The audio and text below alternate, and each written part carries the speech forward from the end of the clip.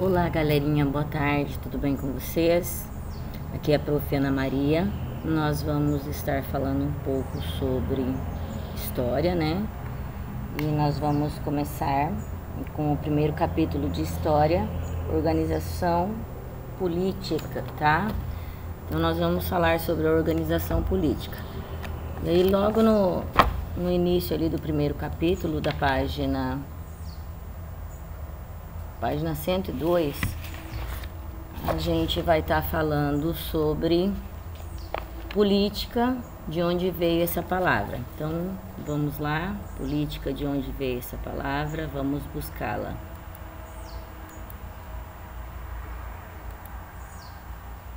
Tá? Já estamos aqui. Aí temos ali a princípio, política, de onde veio essa palavra. Então, nós vimos que a política, como conhecemos, nasceu na Grécia Antiga, e esse termo faz referência ao momento em que os cidadãos gregos decidiam sobre a questão da polis, né? Nome dado às cidades-estados gregas. Então, podemos definir que política é tudo aquilo que de alguma forma interfere na vida das pessoas. Veja a tirinha da Mafalda ali. Mas deixa eu falar um pouco para você sobre de onde veio a palavra política. Essa palavra política, ela veio da sociedade ateniense e ela era composta por pessoas agrupadas em três grandes categorias, que eram os cidadãos, os matecos e os escravos, né? Os cidadãos, eles tinham direito político e participavam do governo da cidade. Eram homens adultos, maiores de 21 anos, de pai e mãe atenienses e diferentes condições econômicas. Grandes e pequenos proprietários de terra, grandes e pequenos comerciantes, etc. Então, raramente os atenienses concediam o direito de cidadania às pessoas de outras cidades, tá? E os metecos, eles eram os que viviam em Atenas, mas não haviam nascido na cidade de Atenas.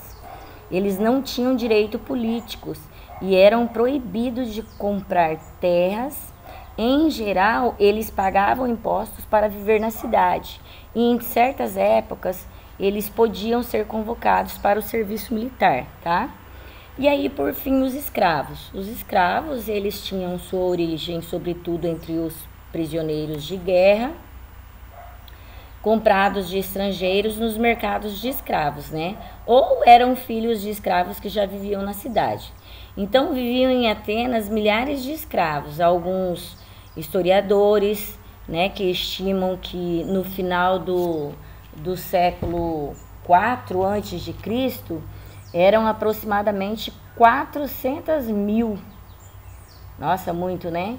Então, calcula que se uma família rica chegava a ter 20 escravos para os serviços domésticos, a família que não tivesse pelo menos um escravo demonstrava levar vida miserável. Ou seja, né? A família que não tinha um escravo para fazer os afazeres de casa, eles eram considerados miseráveis, ou seja, considerados pobres, né? E aí, um dos principais responsáveis pela instituição da democracia em Atenas, vocês sabem quem foi? Foi Clístenes, que ficou no poder do ano de 510 a 507 a.C.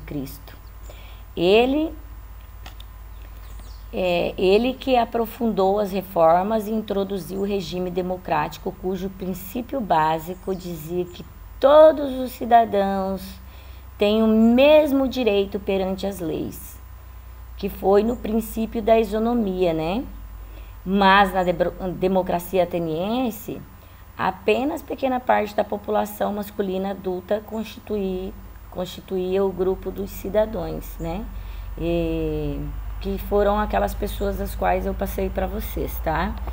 Então, gente, se formos falar da história, da política, nós levaríamos algum tempo. Então, a Prof fez uma pequena introdução para vocês, para falarmos sobre um pouquinho da política e de onde ela veio. E aí, aqui mais embaixo, nós temos assim, mas quando a política chegou ao Brasil? As primeiras comunidades que se estabeleceram no Brasil, elas não possuíam um governo estabelecido com reis, presidentes ou qualquer coisa desse tipo. Por isso, elas não eram consideradas estados, mas, contudo, havia uma importante organização com líderes religiosos, militares e etc., tá?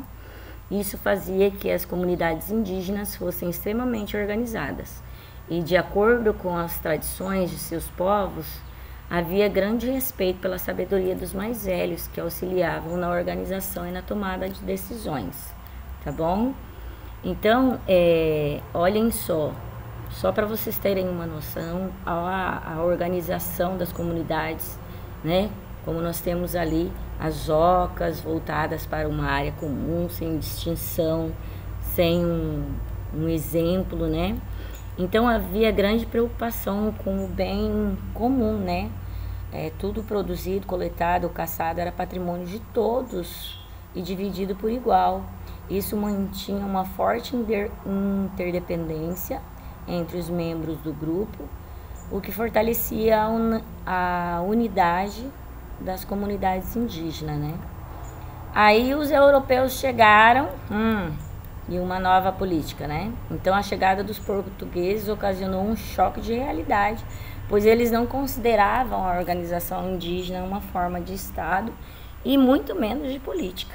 Então, com isso, passaram a impor determinados costumes, né, europeus à comunidade indígena. E no início, isso causou grandes conflitos entre os indígenas e os europeus, porque as culturas eram muito distintas.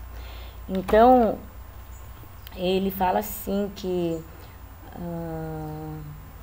nós temos aqui sobre o governo geral, que foi a busca da centralização administrativa, né? Então, o êxito reduzido das capitanias hereditárias levou a coroa portuguesa a procurar soluções diferentes para administrar a sua colônia na América, né? Interferindo mais diretamente no processo de colonização no Brasil. Então, eles queriam colonizar o Brasil, né? Como diz ali. E aí, o primeiro passo foi a implantação do governo geral, correto? Que coexistiu com o sistema das capitanias hereditárias até 1759, tá, gente? E aí, somente a partir da extinção das capitanias, o território brasileiro passou a ser efetivamente administrado pelos representantes da coroa portuguesa. Então, como nós vimos ali, os europeus tomaram conta, né? E a organização tradicional dos indígenas, acabou, né? Então, ali ele diz que o modelo político português, ele fala assim, né, que a política portuguesa no Brasil das grandes navegações era organizada por meio de uma monarquia absoluta, né, na qual o rei detinha o poder e podia decidir livremente o que considerasse melhor para seus súditos. O rei era o chefe do Estado português e de todos os territórios coloniais. Isso fazia que ele fosse responsável direto por todas as decisões políticas que afetavam essas regiões, né? E apesar de contar com alguns ministros, sua vontade prevalecia em um momento de decisão. Então, galerinha, o cargo era hereditário, o que causava grandes disputas de poder dentro das próprias famílias, pois todos queriam deter o poder e a autoridade que vinham junto com o título do monarca, né, da monarquia. Então, a monarquia absoluta é o regime político em que o rei e rainha detêm todo o poder de decisão e os súditos eram pessoas que se submetiam à vontade do outro, né? Então, galerinha, eu fiz ali um quadro comparativo entre a monarquia dos portugueses, tá? Aí eu tenho aqui, ó, o quadro comparativo, né, do esquema da evolução administrativa do Brasil. Aqui, por exemplo, nós vemos aqui, ó, que nós já completamos esse quadro, que era sobre o comparativo entre a monarquia atual e a organização tradicional dos indígenas, né? Então, temos a monarquia atual e a organização tradicional indígena. Isso vocês podem estar coletando essas informações lá.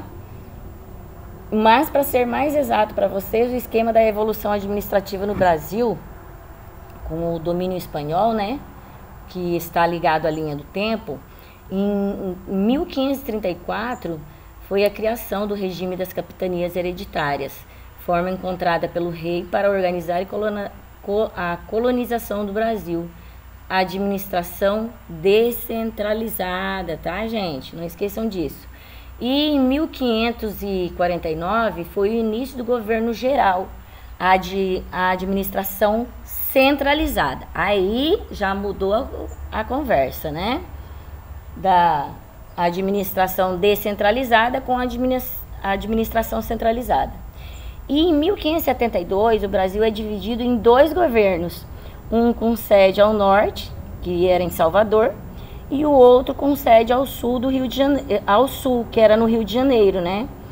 E a solução para fiscalizar era, ou seja, igual nós já havíamos falado lá no 4º ano mesmo, sobre as capitanias hereditárias, né?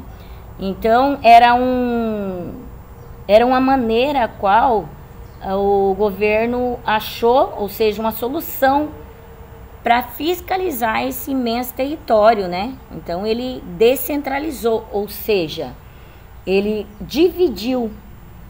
E aí, em 1578, o Brasil retorna a um único governo, que ficou lá em Salvador, né? Que era a capital de toda a colônia, né? Salvador fica lá na Bahia, né, gente? Então, ali era a capital de toda a colônia portuguesa. E em 1608, o Brasil é novamente dividido em 2 governos, meu Deus. Um com capital em Salvador e outro com a capital no Rio de Janeiro, novamente. Viram que existiu 2 vezes o Brasil foi dividido. Ele foi dividido em 1572, né? E depois foi dividido em 1608 novamente, tá? Aí, em 1612, Salvador volta a ser a capital de um único governo. E em 1621 instalam-se o estado do Maranhão, que é a capital de São Luís, e o estado do Brasil, né? Capital Salvador. Então, gente, não era Brasília, tá? Era Salvador, gente, ó.